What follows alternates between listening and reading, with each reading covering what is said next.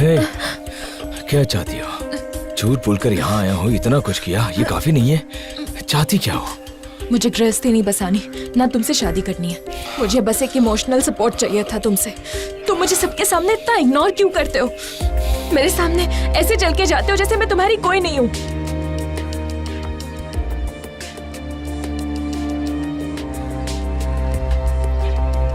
मैंने तो तुमसे कभी कुछ नहीं चाहा।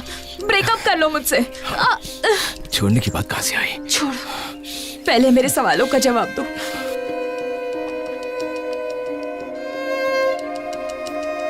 कब की बात है ये? पिछले साल अक्टूबर की बात है।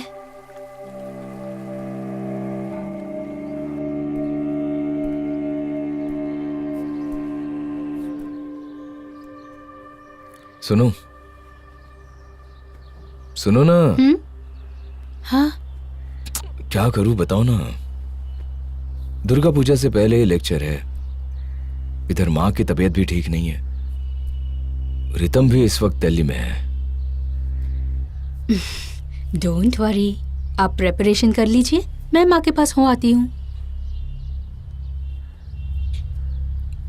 मैं कह रहा था कि तो फिर क्या तुम मीठी को अपने साथ लेकर जाओगी? अगर मैं मीठी को ले जाऊंगी तो आप थोड़ा फ्री रह पाओगे ना? सॉरी, मेरी वजह से तुम्हें ये सब कुछ संभालना पड़ रहा है। नो प्रॉब्लम हबी डियर, सासू माँ मेरी जिम्मेदारी। आप ध्यान से तैयारी करो। Thank you.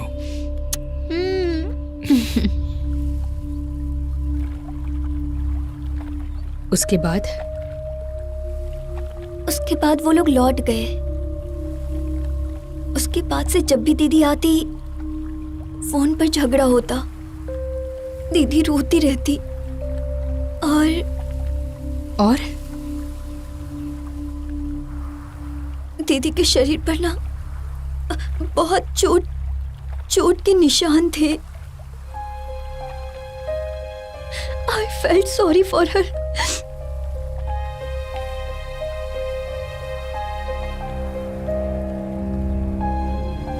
ना नाम चाहती हूँ, ना शादी करना चाहती हूँ, पर हमारे बीच रिश्ता है। अगर तुम ये फील नहीं करते तो why do you force me to fuck you? हाँ, जवाब दो। तुमसे कॉन्डम तक यूज नहीं होता।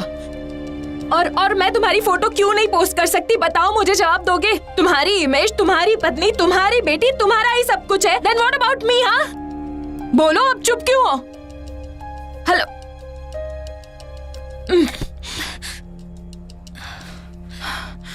दीदी। हाँ, किसका फोन था? किसी का नहीं।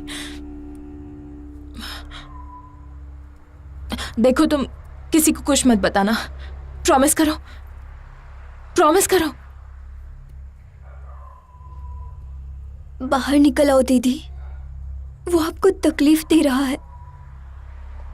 कोशिश कर रही हूं, नहीं निकल पा रही हूं,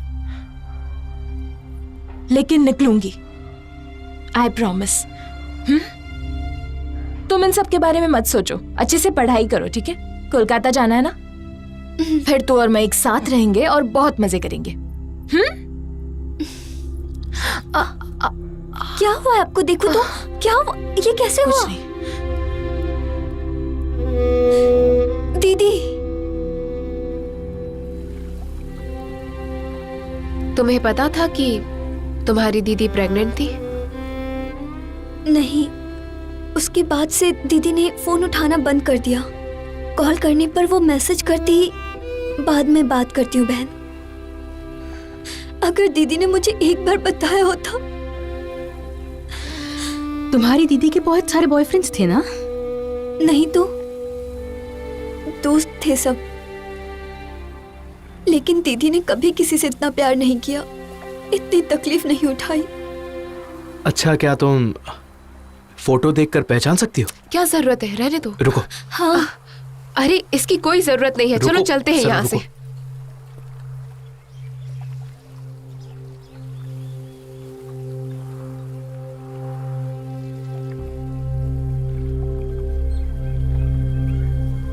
यही वो आदमी था।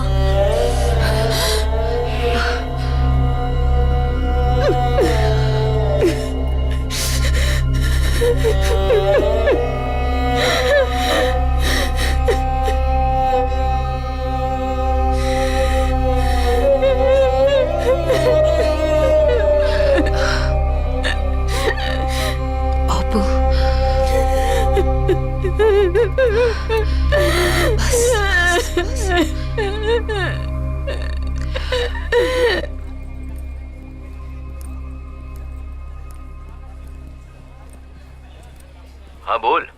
कहाँ है तू? घर पर हूँ। क्यों? सुन, उन्हें सिर्फ 9 सिग्नेचर ही मिले। 10 से कम हुए तो वर्कआउट नहीं करेगी, और उनमें से कोई इतना प्रभावशाली नहीं है सिवा सौप्तिक और रजत के। तू परेशान मत होना। इस तरह वो लोग मेरा कुछ भी बिगाड़ नहीं पाएंगे।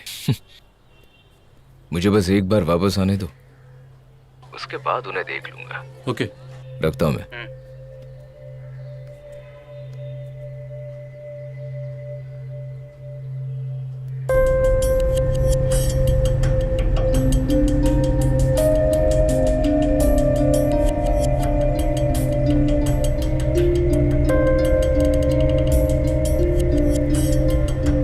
देखो मुझे कानून नहीं पता, पर इतना पता है कि जो मेरे साथ हुआ वो गलत हुआ है, and I want justice for that.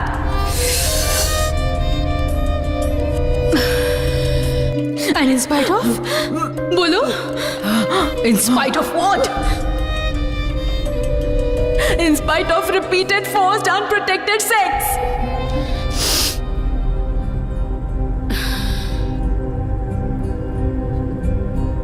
Shomu, मुझे जरा लॉयर के ऑफिस ले चलो। अच्छा,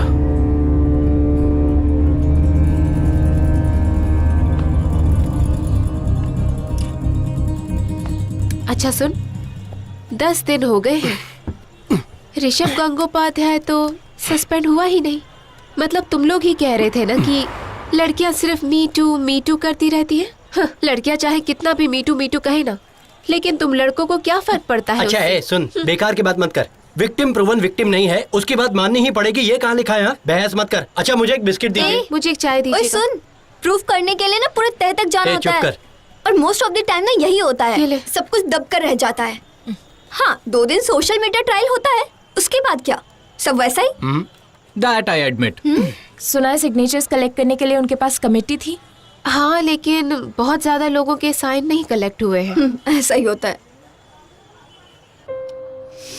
आर यू ओके? ऋषभ साहब ने मुझे बताया नहीं कि आप यहाँ आने वाली हैं। वो नहीं जानते। ओह आई सी। बताइए, how may I help you?